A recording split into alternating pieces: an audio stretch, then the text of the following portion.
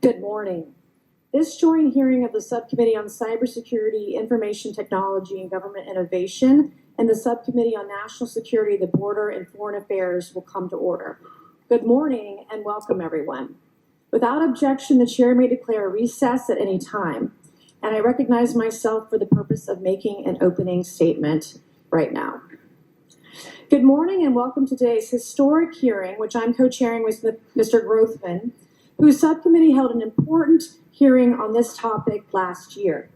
I want to thank my colleagues on the Oversight Committee, including Mr. Burchett, Mr. Burleson, Ms. Luna, Mr. Moskowitz, Mr. Garcia, for their relentless drive to get answers on UAPs. They've been steadfast in demanding transparency on the sightings reported by military pilots and armed forces. Their commitment to digging for the truth is exactly what this country needs to cut through the secrecy surrounding this issue. And many high-ranking individuals in the military and intelligence communities believe UAPs demand greater attention, and thus the purpose for this hearing today. Former National Security Advisor H.R. McMaster said on Bill Maher's program that, quote, "there are phenomena that have been witnessed by multiple people that are just inexplicable by the science available to us." Army Colonel Carl Nell, a member of the federal government UAP task force, said at a conference this past May that non-human intelligence exists. Non-human intelligence has been interacting with humanity. This interaction is not new, and it's been ongoing, and there are unelected people in the government that are aware of that. But UAPs remain a controversial topic. I'm not going to name names, but there are certain individuals who didn't want this hearing to happen because they feared what might be disclosed. But we stood firm. No amount of outside pressure would ever keep me from pursuing a subject to ground come hell or high water.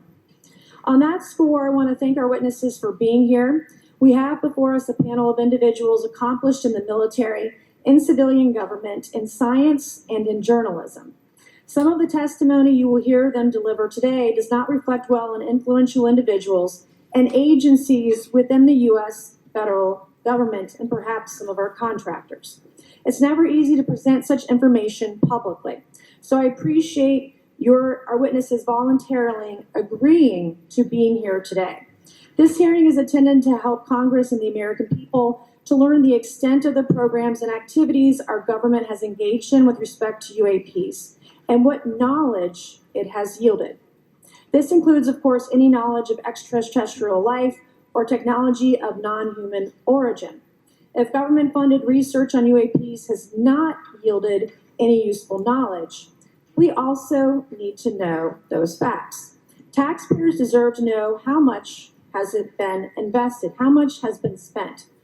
They shouldn't be kept in the dark to spare the Pentagon a little bit of embarrassment.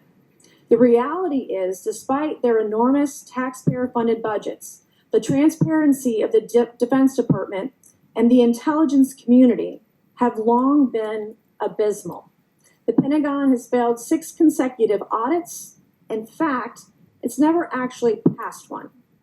Adding to this is a runaway overclassification of documents and materials, a reluctance to declassify materials when appropriate, and at times an outright refusal to share critical information with Congress. In short, it's not a track record that instills trust. So Congress has tried in recent years to lift the veil and find out if information about UAPs is being withheld, not only from the American public, but also from their elected representatives in Congress. Part of the transparency effort was legislation created in the Pentagon, the All-domain Anomaly Resolution Office, or AARO, but the new office is struggling to get its footing. A recent statutorily required report from AARO, intended to illuminate the government's historic assessment of UAPs, was heavily criticized by those seeking UAP transparency. The report has stoked suspicions AARO is unable, or perhaps unwilling, to bring forward the truth about the government's activities concerning UAPs. I'm disturbed that AARO itself lacks transparency. Even its budget is kept from the public. So if there is no there, then why are we spending money on it, and by how much?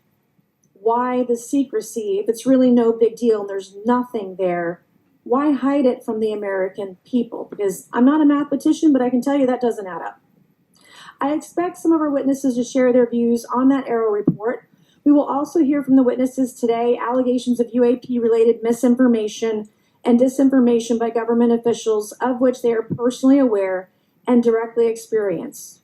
And we will hear testimony today concerning recent revelations about a purportedly secret UAP program whose existence and findings may have been improperly withheld from Congress.